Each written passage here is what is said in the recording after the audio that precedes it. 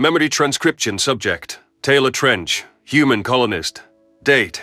Standardized human time. March 20th, 2160. It hadn't been evident what the Krev's true power level was, or how they stacked up against the Federation.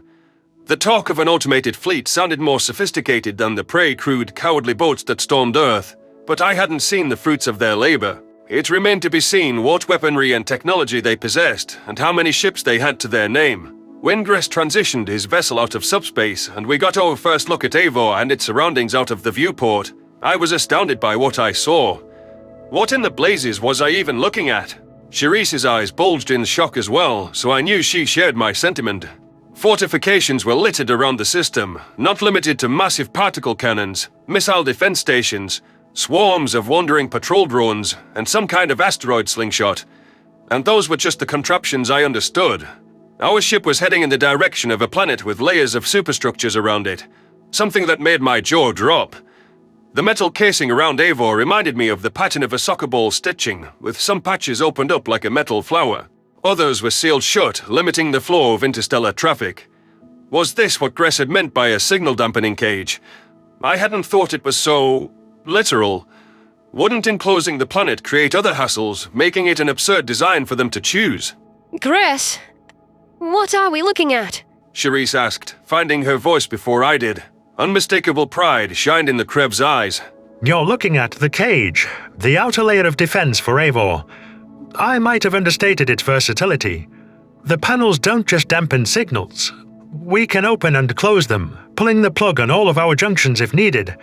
Solar flares, asteroids, shuttering the doors if enemy bombs and ships are pointed at us. Let me get this straight. Your whole planet can just, what? Curl up into a ball, I demanded. Board up the windows and call it a day. I liked your first metaphor. That's what we evolved to do for threats. Roll up into an impenetrable ball, shielding our vulnerable areas. Consider the cage to be Eivor's scales. This is something. You guys are much more advanced than the Federation building shit like this. A futuristic paradise. It must have been a colossal effort to get all of this up here. Cherise noted. To make it stay in place and to power it. Gress waved his claws dismissively. Powering it isn't a problem with sunlight shining down on it. I'm not sure if you have the technology to understand, so forgive me for my jargon, but it's held in place through superconducting magnets and orbital rings like the rest of our space construction. Just know that once you have one, it facilitates building an entire network much easier. Getting to orbit becomes a berry walk. I raised my pointer finger, scrunching my face in confusion. Back up! What do you mean by entire network? You say the rest of your space doohickeys like this isn't all of it. Like it's the tip of the iceberg.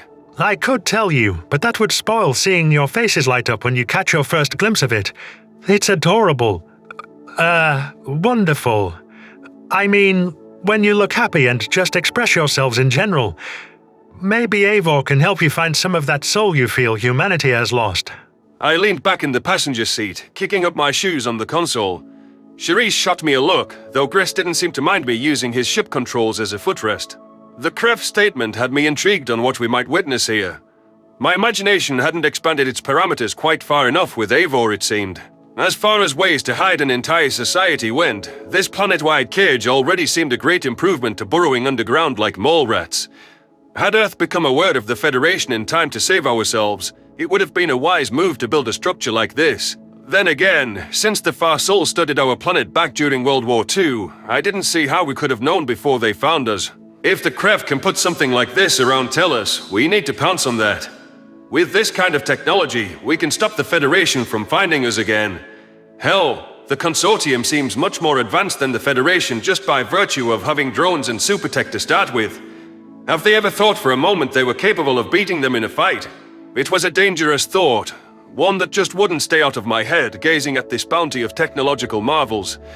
I decided not to voice that question to Gress just yet. Those questions might answer themselves if I could get my hands on more information about their military. If there was any doubt that the 6 species from the Krev could square off against hundreds in the Federation, I understood their hesitancy. Aggressive action would put us back on the enemy's radar, and could spell the true end for humanity. It wasn't something I could even suggest lightly. Still, it was wonderful to have a major power with a toolbox that exceeded those of our murderers on our side for once. Just what else did Eivor have in store beneath the cage? The vessel drifted through a gargantuan panel as Gress relayed the occasional check-in with traffic controllers. I found myself feeling a bit self-conscious at the thought that an entire planet was about to get their first glimpse of us, through me and Cherise. It might be an uphill battle to be taken seriously if Krev saw us as adorable little munchkins. There was also the complicating matter of our prior feuds on Tellus, where the Consortium had wanted us gone and built up a lot of resentment toward humanity. Would I have to explain our secrecy? In light of that reality, what if the rent collector was wrong about the Krev's willingness to help? Gress poked a claw into my cheek, earning an indignant look. Snap out of it. I can tell when you're brooding by how your eyes glaze over, Taylor. Don't touch me, I scoffed. You could have just said my name. And what fun would that be? Your puffy cheeks are as squishy as I imagined. Hey, does it hurt to be pinched? Like, just once so I can get the thought out of my head? Gress? It was a legitimate question, but, Cherise laughed. Yeah, the face is going to be an automatic no for most of us. It's patronizing. The humans back on Tellus said the same thing about belly rubs. I know you don't have fur, but you have to be a little ticklish. I want to know some way to express affection that's okay.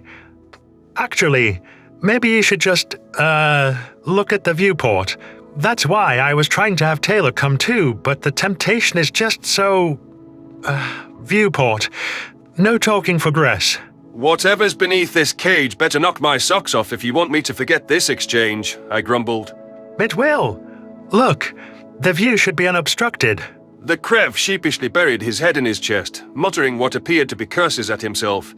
Rolling into a partial ball and hiding his face seemed akin to blushing for us.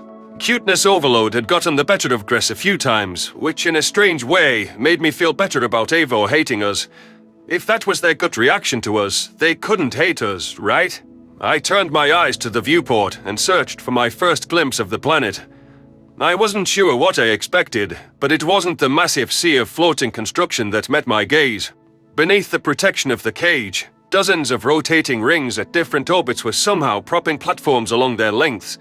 The buildings were levitating up above the lush globe, as if held aloft by telekinesis. The modules were much more complex than the ones we'd had back on Mars and marked the outline of the city. Other structures were built on the underside, hanging down in the planet's direction. Ships like ours landed by the hundreds on different hubs on the rings, which could also act as slingshots for takeoff. It was clear that the Krev tended to launch up here, rather than needing to generate the energy to escape their gravity well. Certain platforms seemed devoted entirely to the military, just like many outposts on their 2 lunar satellites outside the cage. To enable transit between the surface and orbit, it seemed that Krev favored tunnels which extended all the way into the atmosphere and likely continued onto the cities. The rings made it possible to connect with any city on the globe's circumference. By rotating in time with the planet, the tunnels could stay in place. Gress was right about this entire orbital metropolis, flourishing and bustling with people, facilitating transit both to the stars and the surface. It was one of the most magnificent things I'd ever seen. Questions poured into my head, wanting to understand how it worked. I felt my mouth parting in an O shape as I tried to form words. It's strikingly beautiful. Imagine the engineering that must have gone into this. Engineers like Kabir. No, don't think that. Ask something about how it works. How did the platforms... I fumbled. Gress hummed in acknowledgement. Stay propped up by the rings. I told you earlier. Magnets. Can you walk across the entire circumference of the platforms? Cherise asked. I can see what looks like enclosed bridges between settlements. You sure can. And you can catch a ride between rings too. Inside the settlement system, there's an entire artificial atmosphere. And being this close to Eivor, there's natural gravity. You can also go down to any surface settlement from here, which you'll get to experience firsthand. I chuckled to myself. This is something. How many people live up here? 1 billion? There's some Krev who like the view from space, and others who prefer a more traditional home. We don't build colonies, but there has to be somewhere for us to move to, with 11 billion souls on the last population census. That counts the Jazzlips, all 2 billion on Eivor who have their largest enclave in Consortium space and our polar ice caps. If I were them, I'd build their new digs up here with some upside-down skyscrapers over a planet, not in some frigid wasteland. I mean, shit, man. If you can scrounge up this much raw materials, you didn't need those resources at all. We most certainly do not. Asteroid trawlers give us all we need and more. When we return your payments with interest, perhaps you can at least see it as a good investment. Everything you see here, it can belong to Tellus, to humanity. If you wanted to live in the space rings, Terrans would be welcome, of course. I hope you'll have diplomats in an annex by the Tonvos district. Cherise twirled her dark hair around her finger. Tonvos district? You're throwing a lot of words around, Gress. We've never seen anything like this. And for what it's worth, I never liked you profiting off our work. But now, I see it was a pittance compared to what would be of true value to you. Tonvos is probably just a name like we use for any of our places. It didn't translate, so I assume its meaning is as a title, I said. Nice to see you admit I wasn't the only one who couldn't stand paying off the Krev, by the way. You haven't offered Gress much commentary about your feelings throughout this saga. It's not appropriate, Taylor. My past feelings shouldn't be said aloud when they're about the interstellar superpower that we need help from. Oh, I like it when you're yourself. That's part of why I picked Taylor. Gress reached over to pat my leg before seeming to remember my directive to keep his claws away. It was wonderful to see something open and genuine. I felt like I learned more about him from his anger than the years prior. I was hoping to encourage him to come out of his shell, and to show him that even if Mayor Hathaway likes disingenuous praise, the Krev don't. I see potential in him. A chance to be better. I don't see what was better about attacking you and giving you a piece of my mind. What are you even saying? Cuss out everyone I see. Explode like a loose cannon. That was a low moment for me. Taylor, you were raised to believe that all aliens would murder you at the mere sight of you, and your entire species was almost killed. You were locked underground to hide your face and toil on behalf of the colony, and raised without your parents from what I've gathered. Add on a head injury, years of resentment toward us, and guilt. Anyone would have snapped. It's understandable. I don't know if I could have endured what you, Cherise, and all humanity have. Cherise slumped her shoulders. Yeah, I was fortunate to have some family on the Ark. I wasn't alone. I have a few good memories. Cooking with my uncle. Watching drunken patrons get tossed by him with his no-nonsense attitude for bullshit. Taylor had to figure everything out for himself. Whatever my circumstances, I made shitty decisions that will eat me up to my dying breath. The drill explosion being the worst. I don't think I should get a free pass, or bring others down with me by acting out on Eivor, I huffed. Of course not. I do hope you'll find better ways to cope, and that I can help. Gress stared out at the viewport as we drifted closer to a ring, seeming to travel in the opposite direction to its rotation. I'm just saying, don't tell us what you think we want to hear or sing our praises. Be polite on Eivor, but be candid. Speak the truth, even if it's unpleasant, and don't worry about censoring your true opinions. Be done pretending like you said you wanted to be. Guess I can manage that. It'll be nice not to have to tap dance around anything vaguely violent or predatory. Would you like me to act afraid of your eyes, just so you can have something familiar to latch onto? Cherise groaned. Please, no. Unfamiliar territory is perfectly fine by me. Gress snickered to himself. I found it odd that an alien would tease us. It was nice that someone from another species found the Federation's reaction to our eyes laughable. The Krev rent collector had liberated me from the burden of having to sweet-talk the Consortium officials. It would be nice not to have to hide parts of myself, or pretend ever again. That was the only way to live with the things I couldn't unsee. To stop feeling sick over what I'd done on the Mayor's behalf. From now on, I wanted to be a man of action, and an open book. It did feel good when I finally got all of those feelings I bottled up toward the Krev out, whether Cherise or anyone thinks it's appropriate. It's time to truly stand for humanity, and to find a way to contribute something meaningful. Our ship continued to drift opposite the ring's rotation, leading me to ponder the obvious question of how we were planning on landing. This seemed to be a textbook example of complicating a task way more than was necessary. As I was about to vocalize some doubts about our heading, something latched onto the rear of our ship with a harsh click. There was a slight jolt, the sensation of being tugged backward. I chuckled to myself, finally recognizing the genius of how the Krev planned to slow us down. They'd connected some kind of harpoon to our vessel, presumably aided by a magnetic hook to attract it, and were using the massive ring's rotation to slow us down. Once it had begun pulling us in sync with the structures turning, they reeled us in via the cord. Gress's vessel was hauled into a landing pad, right up to the end of the tether.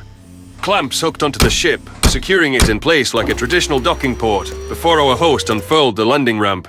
He beckoned to us with eager claws, then snatched Juvria's crate to carry the Oba back to civilization with us.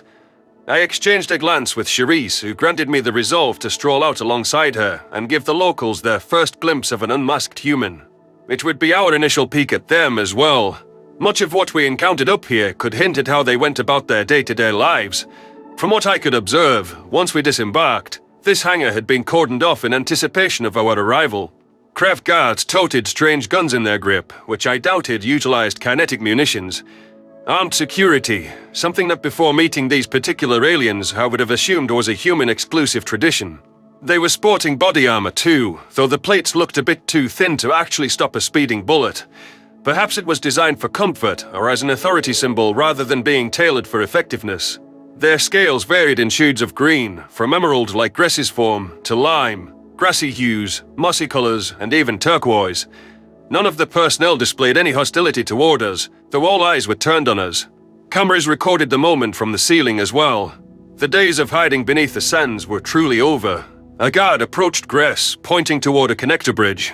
We brought you in right by the train station, and as requested, we cleared the area and the next ride to Tonvos for you. The planetary board is waiting on the ground. Due to the nature of your requests, we must ask whether you think these cute primates are a threat. I don't. However, the humans have serious issues on their mind, and I doubt they'd appreciate all of the unwanted attention. They've been through a lot, the poor darlings. The rent collector answered. The story is making waves on Eivor and beyond. It's incredible how quickly the narrative's turned from the human invasion into this. Seeing the politicians backpedal is quite funny, to be honest. Even Felsin? Somewhat. He grudgingly wants to send aid to prevent the humans from digging out their tree hollows in our world, like the Jazzlips. Gress snorted. Sounds about right. Felsin will support refugees so long as he doesn't have to look after them. Well, I just wanted my new friends to hear where the consortium stands. Thanks for the help. Are you kidding? Saving a species like them. I'm glad to help. Have a safe ride down. The Krev rent collector waved us on. I followed him over the connector bridge, admiring how someone could stroll the length of the orbital ring. At least we could manage it as persistent predators. It was doubtful any of the consortium species could match our endurance. I waved an awkward hand at the guards, while Charisse offered a polite hello.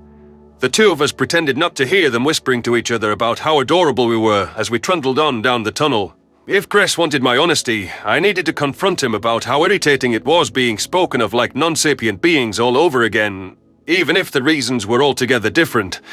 For now, I kept my eyes trained straight ahead.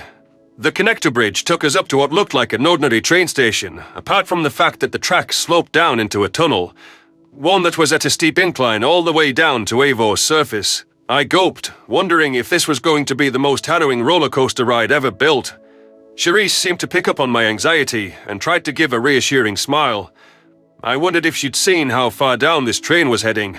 Gress boarded the car, oblivious to my unvoiced concerns, and tucked Juvria's crate into a holding compartment. He slid into the first seat available, demonstrated how the harness worked, and cast an expectant look at the two seats opposite his. Gress, I ventured, hating how tentative my voice sounded. How quickly does this shuttle go down to the planet? The Krev studied me for a moment. I guess now I know your actual mannerisms for being nervous. It's nothing to worry about, Taylor. It's a short ride, less than half an hour. Over before you know it. There's inertial dampeners and artificial gravity for emergencies. You won't feel Eivor's pull, and it'll be no different to flying a spaceship. Millions of Krev seem to travel back and forth on these things on a regular basis. Charisse ventured. We do. It's a daily commute for some. Exactly. That's why I assumed it'll be fine. They wouldn't do this regularly if it was anything frightful. Nodding my head in agreement, I clipped my harness and folded my arms across my chest. Inertial dampeners made sense as an available technology, but I didn't want to think about what a long way it'd be to fall if anything went wrong. Despite my apprehension over the ride down the vertical tracks, I was excited to see what marvels Eivor's surface would hold in store for us. Up here in the space rings, I'd already seen technological feats I never could have imagined.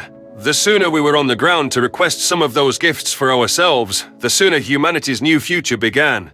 That prospect alone was enough to motivate me to endure this train ride from orbit.